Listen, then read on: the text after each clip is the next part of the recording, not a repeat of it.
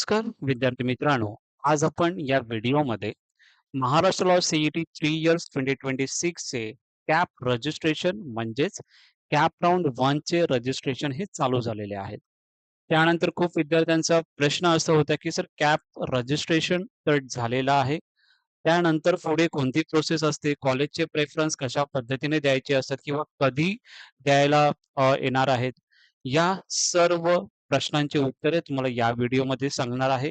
Cap round कशा पद्धतीने work करतं, कॅप राउंड 1 असेल, कॅप राउंड 2 असेल, 3 असेल, इन्स्टिट्यूट लेव्हल राउंड असेल, मॅनेजमेंट राउंड असेल, कशा पद्धतीने तुमचे ॲप्लिकेशन फॉर्म आहे ते व्हेरिफाय कशा पद्धतीने होतात किंवा डॉक्युमेंट जे तुम्ही आता अपलोड केलेले आहात ते व्हेरिफाय कसे होतील, अशा पद्धतीचे सर्व डाउट्स तुमचे या व्हिडिओमध्ये मी सांगणार आहे. त्यासाठी पूर्ण व्हिडिओ बघा, जेणेकरून सर्व डाउट्स तुमचे या व्हिडिओमधून क्लिअर होतील. त्यासाठीच कॅप रजिस्ट्रेशन जर आपण बघितलं किंवा ॲडमिशन प्रोसेस कशा पद्धतीने वर्क होते, याची माहिती तुम्हाला या व्हिडिओमध्ये सांगणार आहे. पूर्ण व्हिडिओ बघा. मध्येच जर व्हिडिओ जर तुम्ही बघितला नाही किंवा अर्धाच व्हिडिओ बघितला, तर तुम्हाला जे काही इम्पोर्टंट जे काही सांगणार आहे, तुम्हाला समजणार नाही. मग नंतरला तुम्हाला खूप प्रश्न असतील, त्यासाठी हा व्हिडिओ बघा. जे काही व्हिडिओ अपलोड करेन, ते फक्त प्रॉपरली वॉच करा. जेणेकरून सर्व डाउट्स तुमचे क्लिअर होतील आणि तुमच्या मनामध्ये कोणतेही प्रश्न नसणार आहेत. ओके. सो कॅप रजिस्ट्रेशन जर आपण बघितलं, हे स्टार्ट झालेलं आहे. ओके. कॅपलाच आपण सेंट्रलाइज ऍडमिशन प्रोसेस बोलतो. ही जी प्रोसेस असते ती ऑनलाईन पद्धतीने होत असते. जे काही कॅपची जी प्रोसेस आहे, रजिस्ट्रेशन असेल, डॉक्युमेंट्स अपलोडिंग असेल किंवा डॉक्युमेंटचं स्क्रुटिनी होत असेल, ते सर्व ऑनलाईनच होतं. ऑफलाईन तुम्हाला काय होतं? ऑफलाईन फक्त तुमचे ॲडमिशन होत असतात. म्हणजे जे तुम्हाला कॉलेज अलॉटमेंट होतं, तर ते अलॉटमेंट झाल्याच्या नंतर कॉलेजमध्ये तुम्हाला ऑफलाईन ॲडमिशनसाठी तुम्हाला जावं लागतं. ओके. तर ते फक्त ऑफलाईन होतं. बाकी सर्व प्रोसेस ही आपली ऑनलाईनच आहे. ओके. सो यामध्ये मग तुमचं डॉक्युमेंट व्हेरिफिकेशन कशा पद्धतीने होतं? पर्टिक्युलर लेव्हलला कशा पद्धतीने डॉक्युमेंट्स आपल्याला लागत असतात? कोणते डॉक्युमेंट्स रिक्वायर आहेत जर आपल्याला कॉलेजमध्ये ॲडमिशनसाठी आणि इकडे डॉक्युमेंट्स अपलोड करण्यासाठी, त्यासाठी पूर्ण व्हिडिओ बनवलेले आहे. तुम्हाला वरती आय सेक्शनमध्ये मी टाकून देईन. ते व्हिडिओ बघा. ते डॉक्युमेंट्स तुम्हाला जमा करायचे आहेत. ओके. त्यानंतर जर आपण बघितलं, विद्यार्थ्यांचा प्रश्न आहे, की आता त्यांनी फॉर्म फिलिंग स्टार्ट केलेलं आहे. काही डॉक्युमेंट्स पेंडिंग आहेत. काही डॉक्युमेंट्स त्यांच्याकडे नाही. जसं की एल-एल-बी जर आपण बघितलं, ग्रॅज्युएशनचं फायनल इयरचं अजून मार्कशीट आलेली नाही. काही विद्यार्थ्यांचं रिझल्ट हे जुलैमध्ये लागणार आहे. त्या विद्यार्थ्यांनी काय करायचं आहे, तुम्ही फक्त रजिस्ट्रेशन करून ठेवायचं आहे. म्हणजे काय, या प्रोफाईलपर्यंत तुम्हाला यायचं आहे. तुम्हाला प्रॉब्लेम कुठे आहे? तर तुम्हाला प्रॉब्लेम इथे आहे, की सर मार्क्स कोणते टाकू तेच समजत नाहीये, कारण की अजून रिझल्ट लागलेला नाहीये. सो हे क्वालिफिकेशनचा जो आहे तिथे तुमचा प्रॉब्लेम येणार आहे. ओके. पण बाकी प्रोसेस, बाकी प्रोफाईल तुम्हाला फिल करायची आहे. त्यामध्ये कोणतेही डाउट सांगू नका तुम्ही. ओके. ही ह्यासाठी सांगत आहे प्रोफाईल तुम्हाला फिल करायला, कारण की ही रजिस्ट्रेशन विंडो आता चालू आहे. उद्या ती समजा बंद झाली, म्हणजे 30 जून नंतर जर विंडो बंद झाली, तर तुम्ही काय करणार? त्यासाठी हे विंडो तुम्ही प्रॉपरली करून ठेवा. रजिस्ट्रेशन प्रॉपरली करा. प्रोफाईल करा, ॲड्रेस करा, कॅन्डिडेटची टाइप करा, कॅटेगरी आहे ती करा. सोशल रिझर्व्हेशन प्रॉपरली करा. बाकीच्या ज्या ह्या पेंडिंग ज्या गोष्टी आहेत, ते जेव्हा तुमचा रिझल्ट येईल, त्यावेळी तुम्ही प्रॉपरली अपलोड करा, मार्क्स टाका आणि नंतरला बाकीच्या प्रोसेस तुम्ही करू शकता. आणि इथपर्यंत तो तुम्हाला यायचं आहे. काही विद्यार्थी बोलतील, की "सर माझ्याकडे रिझल्ट आला नाही, तर मी कशाला रजिस्ट्रेशन करू?" असं नका करू. रजिस्ट्रेशन करून ठेवा. ओके. स्टार्टिंगला प्रोफाईल तुमची अशा पद्धतीने दिसते. ज्यावेळी ही पूर्ण स्टेप झाल्याच्या नंतर कोणती प्रोफाईल कशा पद्धतीने दिसते, ते एकदा तुम्हाला मी यामध्ये सांगत आहे. सो जेव्हा तुम्ही फॉर्म फिलिंग करणार आहात, पूर्ण प्रोसेस झाल्याच्या नंतर तुम्हाला असं दिसणार आहे, your application form is lock, documents E-verification pending. म्हणजे तुमची प्रोफाईल ही लॉक आहे. ओके. खूप विद्यार्थ्यांचा प्रश्न येत होता, की सर प्रोफाईल लॉक आहे की नाही कसं समजणार? सो हे तुम्हाला तिथे दिसत असेल, application form is lock, document e verification is pending. Okay. So then your profile is lock असं तुम्ही समजायचं आहे. ओके. नंतरला डॉक्युमेंट व्हेरिफिकेशनमध्ये अशा पद्धतीने तुम्हाला दिसतं. ॲप्लिकेशन फॉर्म, कन्फर्म आणि डॉक्युमेंट्स व्हेरिफिकेशन नॉट व्हेरिफाय कारण की तुमचं व्हेरिफिकेशनसाठी हे सर्व डॉक्युमेंट्स गेलेले आहेत. सीईटीचं जे स्क्रुटिनी जे काही डिपार्टमेंट आहे ते व्हेरिफिकेशन करत असतं. ओके. त्या पद्धतीने जेव्हा तुमचं डॉक्युमेंट व्हेरिफाय होईल, त्यावेळी प्रोफाईल कशा पद्धतीने दिसेल तुमची? सो अशा पद्धतीने तुमची प्रोफाईल दिसेल. यामध्ये ॲप्लिकेशन कन्फर्म पहिलंच होतं आणि ते डॉक्युमेंट व्हेरिफाय म्हणजेच तुम्हाला यामध्ये काही करायची गरज नाही आहे. डॉक्युमेंट व्हेरिफाय झालं, तर तुम्हाला पुढे काय करायचंय तीच गोष्ट तुम्हाला यामध्ये मी सांगत आहे. पण प्रॉपरली स्टेप बाय स्टेप सांगत आहे, जेणेकरून तुम्हाला सर्व गोष्टी माहिती पडतील. ज्या विद्यार्थ्यांचं ॲप्लिकेशन कन्फर्म आहे, डॉक्युमेंट व्हेरिफाय होईल, त्या विद्यार्थ्यांचं कॅप राउंडसाठी या ॲडमिशन रिलेटेड कशा पद्धतीने प्रोसेस चालू असते, कॉलेज प्रेफरन्स कशा पद्धतीने द्यायचे त्यासाठीच हे व्हिडिओ बनवतोय आणि हेच सर्व तुम्हाला या व्हिडिओमध्ये मी सांगणार आहे. ओके. सो आता आपण बघूया किती राउंड्स कॅप राउंडमध्ये होत असतात. तर कॅप राउंड 1 होत असतो, कॅप राउंड 2 होतो, कॅप राउंड 3 सुद्धा असतो आणि लास्ट जो राउंड असतो इन्स्टिट्यूट राउंड आणि मॅनेजमेंट राउंड हे दोन्ही राउंड जे असतात ते पॅरलली होत असतात. कशा पद्धतीने वर्क करतात ते तुम्हाला या व्हिडिओमध्ये पुढे सांगणारच आहे. तर प्रॉपरली जे आता आपलं जे चालू कोणतं आहे ते कॅप राउंड 1 हे आपलं चालू आहे. कोणतं राउंड चालू आहे? कॅप राउंड 1 त्यासाठी तुम्ही रजिस्ट्रेशन करत आहात. रजिस्ट्रेशन झाल्याच्या नंतर तुमचे डॉक्युमेंट व्हेरिफिकेशनसाठी जातील. व्हेरिफिकेशन झाल्याच्या नंतर मग तुम्हाला कॉलेजचे प्रेफरन्स त्यासाठी सेपरेट डेट ही पब्लिश होणार आहे. ती कशा पद्धतीने वर्क होते ते तुम्हाला मी यामध्ये सांगत आहे. आता तुमचं कॅप राउंड 1 चालू आहे. त्यामध्ये प्रोफाईल किंवा तुमचं कॅप राउंड जे काही शेड्यूल आहे ते अशा पद्धतीने तुमचं येणार आहे. तर यामध्ये कॅन्डिडेट रजिस्ट्रेशन महाराष्ट्राचे स्टुडंट असतील किंवा आउटसाइड महाराष्ट्र स्टुडंट असतील, सर्व विद्यार्थ्यांनी रजिस्ट्रेशन करायचं आहे. 30 जून ही डेट लास्ट आहे. त्यानंतर रजिस्ट्रेशन करायला तुम्हाला भेटणार नाहीये आणि ज्या विद्यार्थ्यांना रजिस्ट्रेशन फक्त करून ठेवलेलं आहे, त्या विद्यार्थ्यांना नंतरला ईझी होणार आहे कॅप राउंड 2 साठी. कारण कॅप राउंड 2 पर्यंत समजा जर तुमचे जर आपण बघितलं कॅप राउंड 1चं म्हणजे जुलैमध्ये हा कॅप राउंड जर जाणार आहे, तर सीईटीला सुद्धा माहिती आहे खूप विद्यार्थ्यांचे रिझल्ट हे पेंडिंग आहेत. ओके. त्यासाठी तुम्हाला टाइम भेटणार आहे. त्यासाठी फक्त रजिस्ट्रेशन करून ठेवा. ओके. ज्या विद्यार्थ्यांना रजिस्ट्रेशनसाठी जातील डॉक्युमेंट व्हेरिफिकेशनसाठी टीम आहे. ती डॉक्युमेंट व्हेरिफिकेशन करेल. व्हेरिफाय झाल्याच्या नंतर सर्व विद्यार्थ्यांचं ॲप्लिकेशन जे कन्फर्म होईल, डॉक्युमेंट व्हेरिफाय होतील, अशा विद्यार्थ्यांचं अल्फाबेटिकल लिस्ट ही पब्लिश होते. ओके. काय होतं नंतरला व्हेरिफाय झाल्याच्या नंतर अल्फाबेटिकल लिस्ट पब्लिश होते. ओके. समजा त्यामध्ये सुद्धा काही प्रॉब्लेम असेल कारण की सीईटी काय करते, ज्यामध्ये विद्यार्थ्यांचं समजा प्रॉब्लेम असेल, काही विद्यार्थ्यांचं पार्शियली व्हेरिफाय आलं असेल, ते समजा चेंजेस करायला टाईम नाही भेटलं, तर परत एकदा तुम्हाला विंडो ओपन केली जाते. त्या विंडोमध्ये तुम्ही प्रॉपरली जे तुम्हाला चेंजेस करायचे आहेत, ते तुम्ही चेंजेस करू शकता. ओके. काही डॉक्युमेंट्स अपलोड करायचे असतील, डॉक्युमेंट सुद्धा अपलोड तुम्ही करू शकता. कारण की अजून एक चान्स तुम्हाला okay. So alphabetical list publish झाल्याच्या नंतर रिझॉल्विंग ग्रीव्हियन्स हा टाईम तुम्हाला भेटतो. त्यामध्ये काही विद्यार्थ्यांमध्ये चेंजेस करायचे नसतील, तर चेंजेस नाही करायचं. काही विद्यार्थ्यांना चेंजेस करायचे असतील, तर त्यांचे चेंजेस करू शकतात. आफ्टर दॅट तुमचं फायनल मेरिट लिस्ट ही पब्लिश होते. Okay. Final merit list publish झाल्याच्या नंतर मग तुम्हाला कॉलेज प्रेफरन्स हे तुम्हाला द्यायचे असतात. ओके. कधी द्यायचे असतात? फायनल मेरिट लिस्ट पब्लिश झाल्याच्या नंतर मग तुम्हाला कॉलेजचे प्रेफरन्स द्यायचे आहेत आणि ते कॉलेजचे प्रेफरन्स कॅप राउंड 1 साठी तर आहेतच, पण कॅप राउंड 2 साठी असणार आहेत.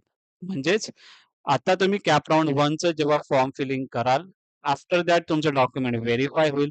त्यानंतर अल्फाबेटिकल लिस्ट येईल, त्यानंतर फायनल मेरिट लिस्ट येईल आणि फायनल मेरिट लिस्ट आल्याच्या नंतर तुम्हाला कॉलेजचे प्रेफरन्स द्यायचे आहेत.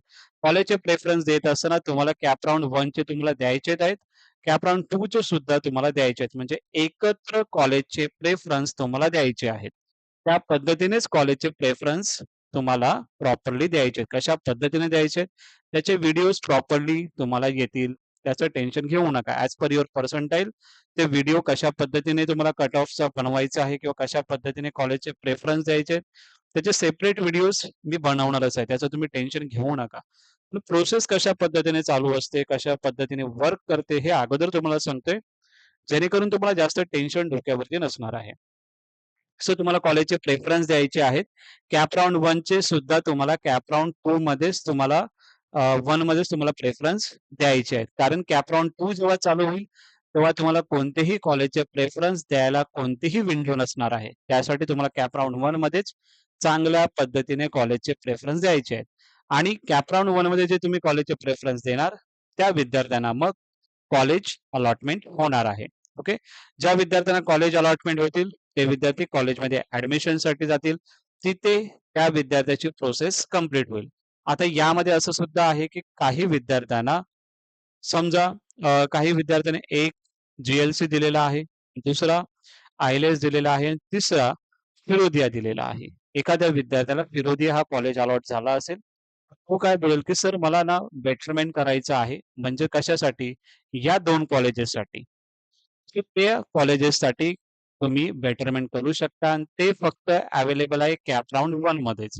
कॅप राउंड 1 मध्ये तुम्हाला बेटरमेंटचा ऑप्शन असतो. त्यामध्ये तुम्ही बेटरमेंट हे सिलेक्ट करू शकता. ते कशा पद्धतीने असतं, ते यामध्ये तुम्हाला मी सांगत आहे. कॅप राउंड 1 मध्ये जर आपण बघितलं, हे 2 ऑप्शन तुमच्याकडे असतात. एक असतो फ्रीज म्हणजे काय? जो तुम्हाला कॉलेज पाहिजे, तो तुम्हाला कॉलेज भेटला असेल, तर तुम्ही ॲडमिशनसाठी जाणार म्हणजेच फ्रीज करणार. तुमचं अलॉटमेंट लेटर काढणार आणि कॉलेजमध्ये जाऊन तुम्ही ॲडमिशन करून घेणार. हा एक प्रकार झाला विद्यार्थ्यांचा. दुसरा प्रकार असणार आहे, जसं मी तुम्हाला सांगितलं फिरोदिया कॉलेज लागलेलं आहे. तर मला अजून टॉपचे कॉलेजेस जे 2 कॉलेज आहेत, जी-एल-सी आणि आय-एल-एस हे 2 कॉलेजेस सर मला पाहिजे. मला बेटरमेंट करायचं आहे. डेफिनिटली तुम्ही बेटरमेंट करू शकता आणि ह्या दोघांपैकी कोणतंही एक कॉलेज तुम्हाला लागणार आहे. त्यासाठी आपण बेटरमेंट करत असतो. मग विद्यार्थ्यांचा हा प्रश्न असेल, की सर समजा हे 2 नाही लागले, तर मग फिरोदिया जो कॉलेज आहे तो मला ॲज इट इज भेटून जाईल का? तर डेफिनिटली येस.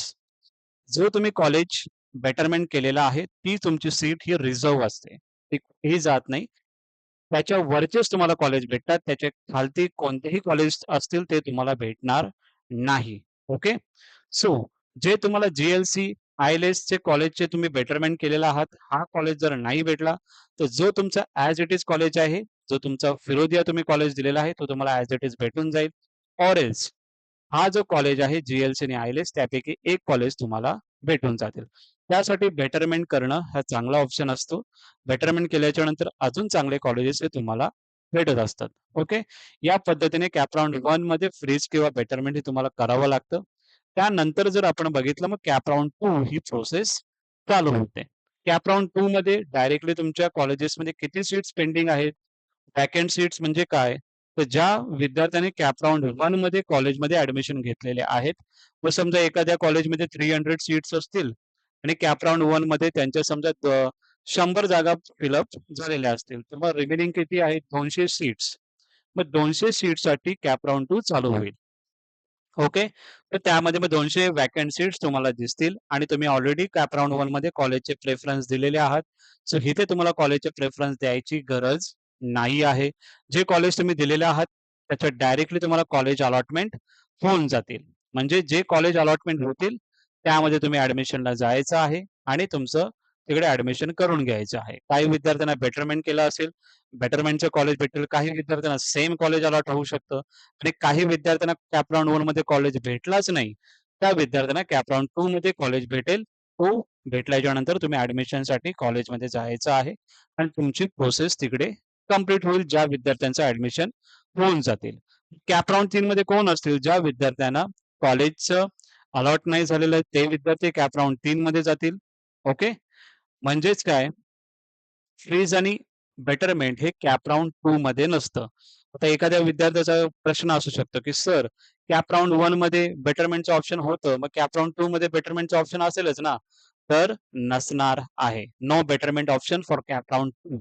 यासाठी ही व्हिडिओ बनवत आहे, कारण की तुम्ही प्रॉपरली तुमचं जे काही प्रॉपरली गाईडन्स यामधून तुम्हाला देण्याचा प्रयत्न आहे. कारण की नंतरला तुम्हाला कोणत्याही चुकीच्या माहिती तुम्हाला नाही पडल्या पाहिजेत. सो कॅप राउंड 2 मध्ये बेटरमेंट ऑप्शन नसतो. कॅप राउंड 1 मध्येच फक्त बेटरमेंट ऑप्शन असतो. मग यामध्ये तुम्हाला जो कॉलेज जो अलॉट झालेला आहे, तो तुम्हाला घ्यावा लागेल आणि तुम्हाला ॲडमिशन तिकडे कन्फर्म करावं लागेल. ओके. सो हे झालं कॅप राउंड 2 आणि ज्या विद्यार्थ्यांना मग कॉलेज अलॉटमेंट नाही होणार आहे, कॅप राउंड 1 किंवा 2 मध्ये, ते विद्यार्थी कॅप राउंड 3 मध्ये ॲडमिशनसाठी पुढे जातील. मग कॅप राउंड 3 मध्ये जे काही वॅकंट सीट्स असतील त्यावरती तुमचं ऍडमिशन प्रोसेस चालू होईल. यामध्ये तुम्हाला काही चेंजेस करायचे असतील, कॉलेजचे ऑप्शन तुम्हाला चेंज करायचे असतील, कॅप राउंड 3 मध्ये तुम्ही कॉलेजचे प्रेफरन्स चेंज करू शकता. जसं मी तुम्हाला सांगितलं कॅप राउंड 2 मध्ये कॉलेजचे प्रेफरन्स नाही करू शकत चेंज. पण कॅप राउंड 3 मध्ये तुम्ही कॉलेजचे प्रेफरन्स चेंज करू शकता आणि जे काही तुम्हाला कॅटेगरीचे डॉक्युमेंट्स तुम्हाला अपलोड करायचे असतील, तर ते सुद्धा तुम्ही अपलोड करू शकता आणि यामध्ये तुम्हाला प्रॉपरली केल्याच्या नंतर मग तुमचं स्क्रुटिनी जे काही आहे ते होईल. जे विद्यार्थी डॉक्युमेंट्स वगैरे अपलोड करतील, त्या विद्यार्थ्यांचं स्क्रुटिनी होईल. ज्या विद्यार्थ्यांचा ऑलरेडी व्हेरिफाय आहे डॉक्युमेंट्स, त्या विद्यार्थ्यांचं परत स्क्रुटिनी होणार नाही. मग परत डिस्प्ले अल्फाबेटिकली मेरिट लिस्ट होईल, कारण काही विद्यार्थ्यांनी कॅटेगरीमध्ये अप्लाय केलं असेल, काही विद्यार्थ्यांचे डॉक्युमेंट्स पेंडिंग असतील, काही विद्यार्थी नवीन असतील, ज्या विद्यार्थ्यांनी कॅप राउंड 1 आणि 2 मध्ये पार्टिसिपेट केलं नसेल, ड्यू टू रिझल्ट आला नसेल वगैरे या पद्धतीचं. सो ते विद्यार्थी मग नॉर्मल प्रोसेस करतील. त्यांची मग अल्फाबेटिकल मेरिट लिस्ट येईल. यामध्ये सर्व विद्यार्थ्यांचं नाव असतं. ओके. जे विद्यार्थी जुने आहेत त्यांचे पण नावं असतात आणि नवीन असतील त्यांचे सुद्धा नाव असतं. ओके. अल्फाबेटिकल मेरिट लिस्ट होईल. सेम पद्धत. यामध्ये काही प्रॉब्लेम असेल, चेंजेस असेल, चेंजेस करू शकता आणि नंतरला फायनल मेरिट लिस्ट आल्याच्या नंतर तुम्ही कुठेही चेंजेस करू शकत नाही. Okay. So final merit list publish झाल्याच्या नंतर मग तुमचं कॉलेज अलॉटमेंट होतं. कॉलेज अलॉटमेंट झाल्याच्या नंतर तुम्ही मग कॉलेजमध्ये ऍडमिशनसाठी जाऊ शकता. ओके. सो कॉलेजमध्ये ऍडमिशनसाठी कधी जायचं आहे त्याच्या डेट्स वगैरे प्रॉपरली एक्झॅक्ट तो डेटा येऊन जाईल. बट कशा पद्धतीने वर्क होतं कॅप राउंड्स ह्याचं तुम्हाला माहिती यामध्ये मी सांगत आहे. नंतरला जो तुमचा राउंड असणार इन्स्टिट्यूट राउंड म्हणजेच पॅरलली मॅनेजमेंट राउंड सुद्धा चालू होतं. ओके. त्यामध्ये सुद्धा कॉलेजचे प्रेफरन्स तुम्हाला द्यायचे आहेत प्रॉपरली. त्यामध्ये कॉलेज जनरेट करते मेरिट लिस्ट त्या पोर्टलमध्ये किंवा त्यांचे जे नोटीस बोर्ड असतात तिथे सुद्धा ज्या विद्यार्थ्यांनी इन्स्टिट्यूट लेवल राउंडला अप्लाय केलेला आहे त्या विद्यार्थ्यांचे मेरिट लिस्ट नुसार तिकडे कॉलेज नोटीस बोर्डला पण असतं आणि कॅप पोर्टलला सुद्धा तुम्हाला अपडेट दिली जाते. ओके. मग मॅनेजमेंट कोटा सुद्धा पॅरलली हा चालू असतो. ओके. सो ज्यामध्ये नोटीस बोर्डला तुमची मेरिट लिस्ट ही लागलेली असते आणि त्यानंतर मग तुम्हाला ऍडमिशनसाठी त्या मेरिट लिस्ट नुसार तुमचं ऍडमिशन तिकडे होत असतं. इन्स्टिट्यूट लेवल राउंड प्रॉपरली कसं रन होतं याची माहिती प्रॉपरली एक व्हिडिओ मी सेपरेट बनवेन त्यामध्ये मी तुम्हाला सांगेनच.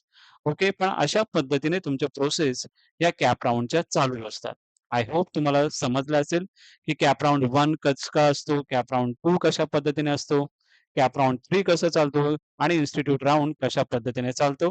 हे स्टेप बाय स्टेप तुम्हाला यामध्ये मी सांगितलेलं आहे. कोणती प्रोसेस कधी असणार आहे ते सुद्धा यामध्ये सांगण्याचा प्रयत्न मी केलेला आहे. जर तुम्ही आपले व्हिडिओ जर फॉलो करत असाल तर नक्की तुम्हाला कुठेही प्रॉब्लेम येणार नाही आहे. ओके. जर तुम्हाला हा व्हिडिओ आवडला असेल तर नक्की लाईक करा आणि हाईप सुद्धा करण्याचा प्रयत्न करा. जेणेकरून जास्तीत जास्त विद्यार्थ्यांपर्यंत आपले जे व्हिडिओज आहेत ते पोहोचतील आणि त्यांना फ्री ऑफ गाईडन्स भेटून जाईल. आणि ज्या विद्यार्थ्यांनी अजूनही सबस्क्राईब केलं नसेल, जे विद्यार्थी आता व्हिडिओ बघत आहेत, पण सबस्क्राईब वरती बटनला क्लिक करत नाहीत, अशा विद्यार्थ्यांनी सबस्क्राईब नक्की करा. जेणेकरून अजून आपण जास्तीत जास्त विद्यार्थ्यांपर्यंत पोहोचू. Okay. So thank you so much.